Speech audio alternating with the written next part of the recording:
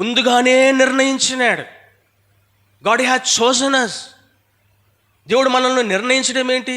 నిర్ణయించుకుంటాం. మనం ఒక ఇల్లు కొనాలని నిర్ణయించుకుంటాం, వీధులన్నీ తిరుగుతాం అని ఒక్కటే నిర్ణయించుకొని కొంటాం. మన పిల్లలకు వివాహాలు చేయాలని వయసు వచ్చినప్పుడు తిరుగుతాం, ఎన్నో సంబంధాలు, కానీ ఒక్కరినే నిర్ణయించుకుంటాం.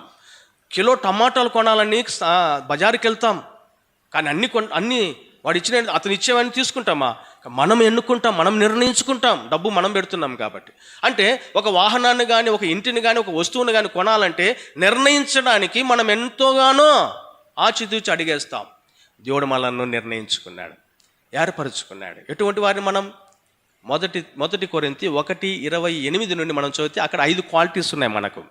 మొట్టమొదటిగా వెర్రివారం, బలహీనులము, తృణీకరింపబడిన వారము, నీచులము, ఎన్నిక లేని వారం.